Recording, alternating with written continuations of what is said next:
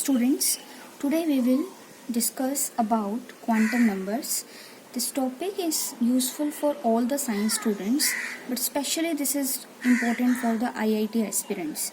First of all, we should know what are quantum numbers. So, this is the set of four integers which are required to define an electron completely in an atom. Means if you know about the quantum numbers of an electron, it means you know everything about that electron. So first I am taking the principal quantum number. Principal quantum number.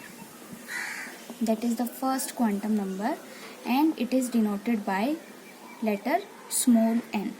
Next, this is proposed by the scientist Bohr, and next point is it can have value any positive integer like 1, 2, 3, 4. Then this principal quantum number is very useful because this will tell you about the radius. Then it can tell you about the energy of electron. It will tell you about the maximum number of electron in an orbit and the maximum number of orbitals also. So now I am starting with the radius.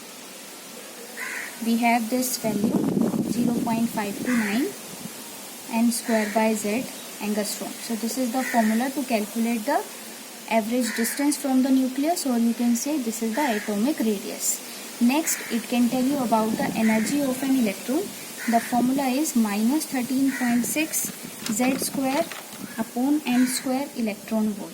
So these two formulas are very important, okay, because by these two formulas you can calculate the radius and energy of the electron. Next, I am telling you that this principal quantum number, this can tell you about the maximum number of electrons. Maximum number of electrons in an orbit. Maximum number of electrons. So we can calculate by the formula 2n square. When you will put n is equal to 1, then your value will be 2, right? When you will put 2, you will get 8, and likewise you can put any value of n and you can get the maximum number of electrons in any orbit. Next, maximum number of orbitals. Maximum number of orbitals. So this is given by this formula n square, right? In previous classes also we know this number by these letters K, L, M, N, right? We know this. So this was your principal quantum number. So this is giving you the atomic radius, this is giving you energy, this is giving you maximum number of electrons and maximum number of orbitals. Now we are doing the second, that is azimuthal quantum number. Azimuthal quantum number. So this quantum number is denoted by the letter small l. It was proposed by Sommerfeld. It was proposed by the scientist Sommerfeld. Then important thing is that this L, this azimuthal quantum number, this will show the shape of orbital. This will show the shape of orbital. Okay, because this number will tell you the type of subshell. Okay. Next is the value of this quantum number for any value of n, that will be like 0 to n minus 1. The value of L will be 0 to n minus 1. And then I will tell you, if you know the value of this quantum number, then you can tell you the type of subshell also. Already I told you just now. See, if you have the value of L is equal to 0, then you have S subshell. If you have L is equal to 1, it will be P subshell. For L is equal to 2, D subshell. And last, if it is 3, then you are having F subshell. Right? So now you know this, that this quantum number is very important because this is telling you the type of subshell also and shape. So if you have L is equal to 0, 1, 2, 3, then you have subshells S, P, D, F respectively. Then this quantum number is telling you maximum number of electrons also. Maximum number of electrons in subshell. So formula is 2 into 2l plus 1 in subshell. Okay. So all the formulas, all the relations are very important for the exam's point of view. Third is magnetic quantum number. Third is magnetic quantum number.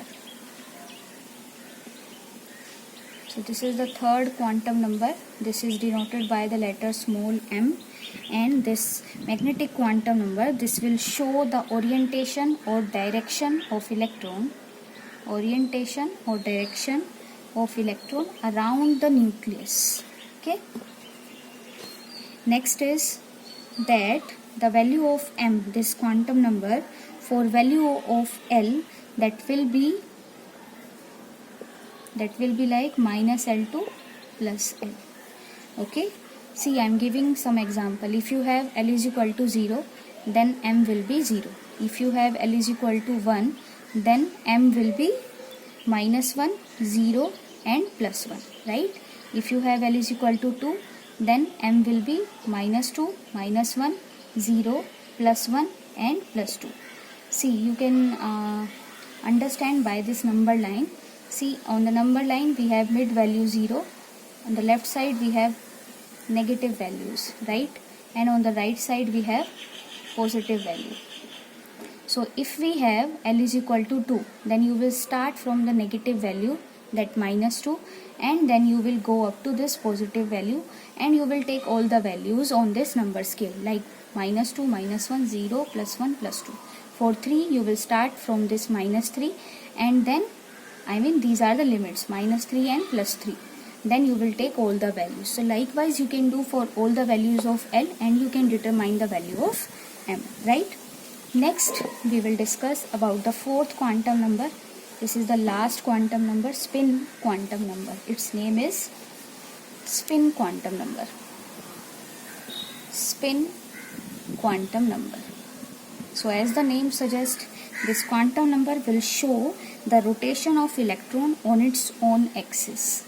It will show the rotation of electrons. Rotation of electrons on its own axis. And it is denoted by the letter small s. Then, depending upon the rotation, it can have two values, plus 1 by 2 and minus 1 by 2. Plus 1 by 2 for the clockwise rotation and minus 1 by 2 for the anti-clockwise rotation. So now we are taking one example for the carbon. Okay, if you will take this carbon, so carbon is having atomic number 6, right? And it is having this electronic configuration 1s2, 2s2, 2px1 and 2py1, right? So now I will tell you that if you can write the electronic configuration, then after you can write the values of quantum number also, right? So again I am writing, this will be good. See, we have 1s2, 2s2, 2px1, 2py1. Suppose we are writing all the quantum numbers values for these two last electron. This is the 2 electron, then 2 plus 2 fourth, this is the 5th electron, and this is 6th electron. So first I am writing for the 5th electron. 5th electron means 2px1. So value of n means principal quantum number, that will be 2. This first letter will show the principal quantum number. Then you have L. So I told you for p subshell, value of L will be 1. Then value of m. Value of m will be plus 1. For x, generally we take plus 1. Then we have the value of s. Value of s will be plus 1 by 2 for clockwise rotation. Then I am writing for the 6th electron, that is your 2py1. Again we have 2, so n2, again p, so plus 1.